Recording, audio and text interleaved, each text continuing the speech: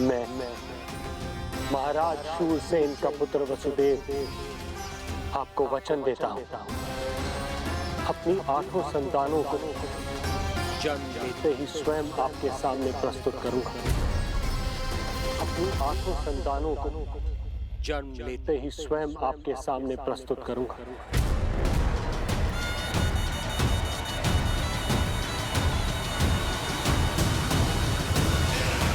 बधाई हो कुंवर जी, अपनी पत्नी के प्राण बचाने में आप सफल हुए, किंतु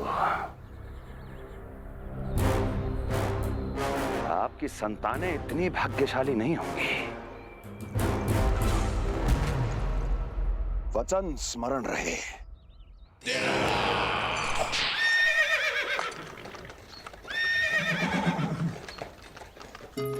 इस तरह रक्त की प्यासी कंस की तलवार की छाया में देवकी और वसुदेव का वैवाहिक जीवन प्रारंभ हुआ।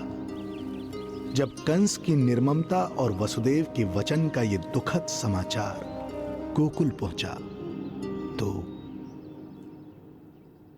हे नारायण, अर्थात राजा वसुदेव यदि कंस के सामने गिड़गिड़ाते नहीं तो रानी देवकी के प्राण चले जाते। हाँ नंदराज, और अब वो दोनों कंस के महल में हैं, किंतु वो महल भी उनके लिए किसी बंदी गृह से कम नहीं है।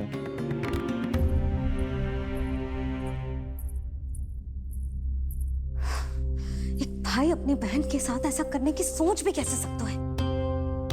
मेरा बस चले तो उस दुष्ट कंस को मटके में डाल के ऐसे घोट के रख दूं जैसे मलाई घोट के माखन निकाला जाता है।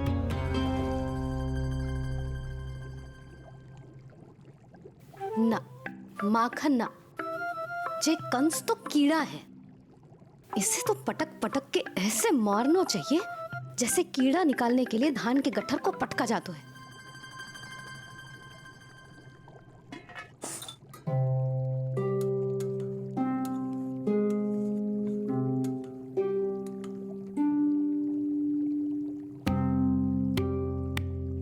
किंतु जब रोहिणी जिज्जी को पता चलेगा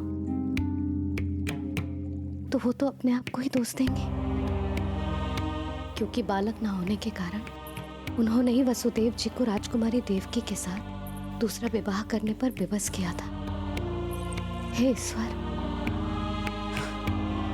जिस सुख के लिए रोहिणी जिज्जी ने पत्नी जीवन का सबसे बड़ा त्याग किया था, जब उन्हें पता चलेगा कि वही सुख उस क्रूर कंस ने छीन के मटिया मेट कर दिया है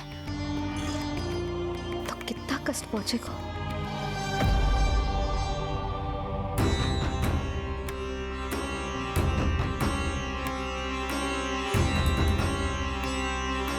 रोहिणी जीजी,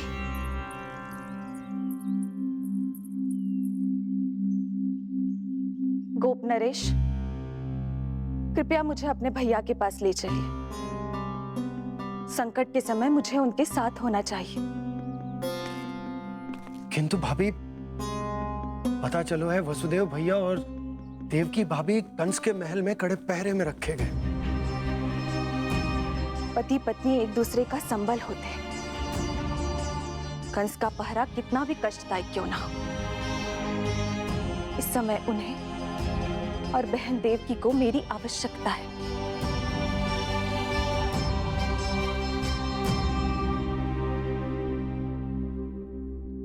ये मेरी विवशता है। ये यादव कुलदीपक होकर भी आपको इस महल में बंदियों की तरह रहना पड़ रहा है और मैं कुछ कर भी नहीं पा रही। काश आपने मुझसे विवाह ही ना किया होता। तो क्या मैं अपने भाग्य से भाग पाता देवकी?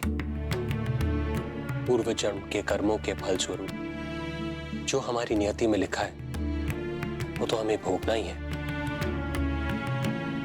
श्री हरि क्या करते हैं, कब और क्यों करते हैं, ये दुख हमारे जीवन में किस उद्देश्य से आए हैं, इन रहस्यों का पता लगा पाना हम मानवों के लिए संभव नहीं है देवकी।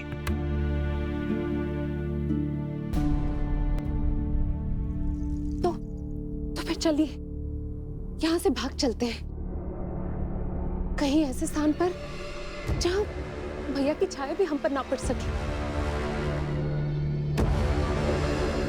नहीं प्रिय, कंस के गुप्तचरों की दृष्टि हम पर अवश्य होगी, और मैं ऐसा कोई कार्य नहीं कर सकता जिससे तुम्हारे जीवन पर कोई संकट आए। और मैंने उन्हें अपनी सभी संतानों को सौंपने का वचन भी दिया है। अपना वचन मेरे लिए प्राणों से भी अधिक महत्वपूर्ण है देवकी।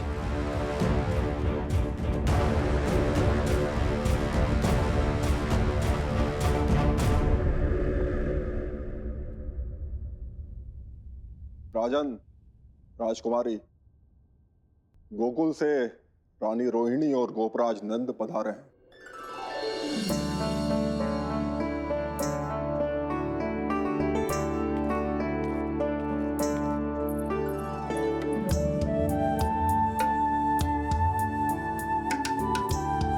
स्वामी,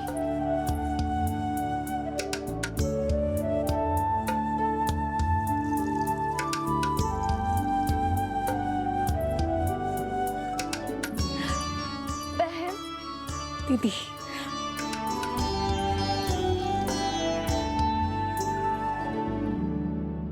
भाई नंद, जो आप हमारे लिए कर रहे हैं उसके लिए धन्यवाद शब्द बहुत छोटा है। मैं अपने भाग्य को स्वीकार कर चुका हूं। यदि यही श्री नारायण की इच्छा है तो यही सही।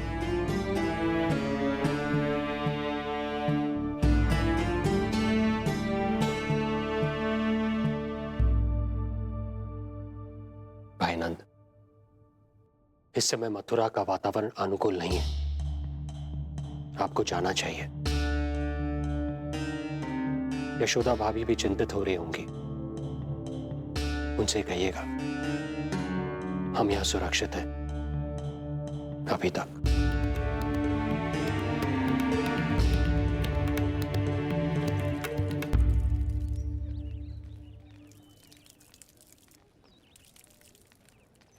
वसुदेव भैया का भाग्य पर भरोसा दिख।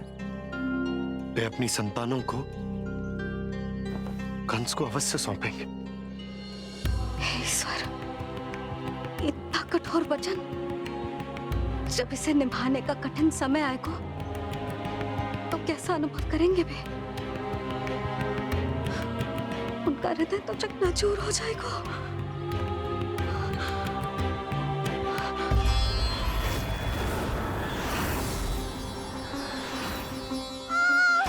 सब्र करो, सब ठीक हो जाएगा।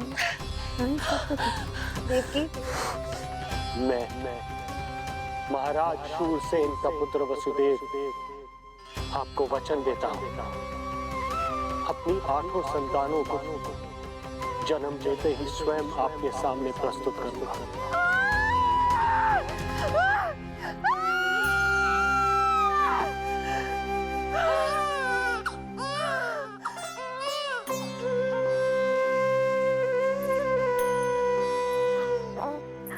बधाई हो स्वामी, आपको पुत्र रत्न प्राप्त हुआ है।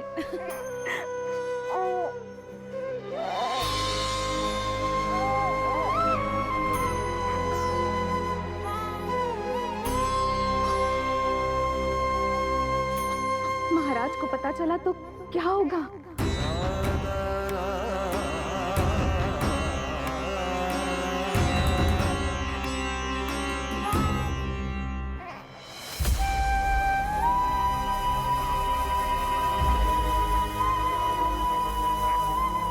अपने पुत्र को इन हाथों में थामना।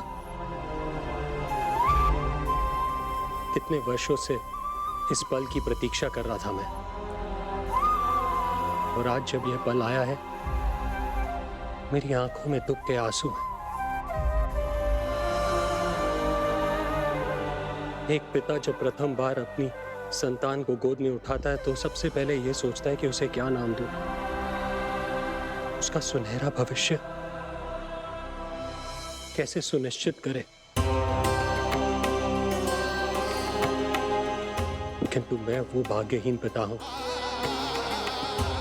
जो अपने पुत्र का भविष्य मृत्यु के अंधकार में डुबोने जा रहा है। मैं इसे नाम देकर क्या करूंगा?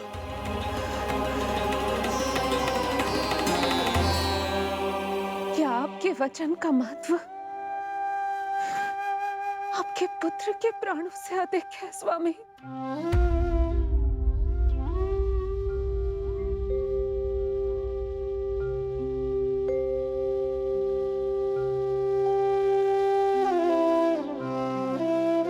श्री नारायण का दूसरा नाम सत्य होता है देवकी। तुम ही कहो, मैं श्री नारायण से विमुख कैसे हो जाऊं? मुझे अपना वचन निभाना ही होगा। हृदय के टुकड़े टुकड़े क्यों ना हो जाए, मुझे इसे कंस तक ले जाना ही होगा।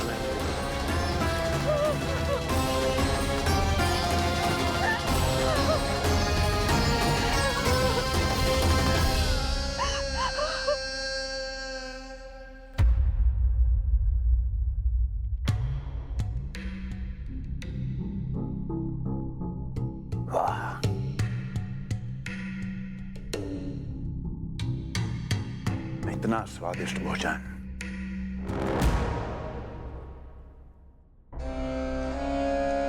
किसी विशेष इच्छा की पूर्ति के लिए मुझे सम्मोहित तो नहीं करना चाहती? मुझे पति के रूप में प्राप्त कर तो चुकी हो, अब प्राप्त करने को क्या क्या बचा है प्राप्ति? मैं प्राप्ति नहीं, अस्थि हूं स्वामी। प्राप्ति तो छुई मुई बनकर वहां खड़ी है। आप सदैव अपने विषय में ही सोचते हैं, कभी मेरे ओर भी निहारा कीजिए, तभी तो मेरा नाम सही से स्मरण होगा आपको। मैं अपने विषय में ही सोचता हूं, तभी तो दसों दिशाओं में मेरे नाम का डंका बजता है, मेरे साम्राज्य का विस्तार होता है, तभी तो मेरा अस्तित्व है। अस्थि स्मरण रहे, तुम हो क्योंकि मैं हूं।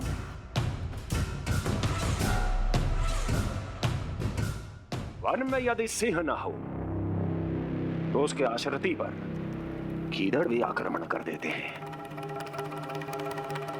सिंह कभी अपने शत्रु को एक क्षण भी जीवित नहीं छोड़ता महाराज।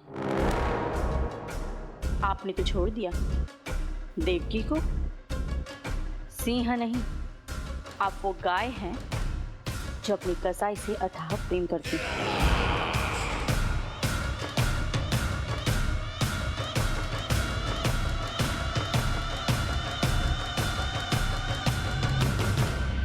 सभी संतानों को जन्म लेते ही मेरे पास लेकर आएगा,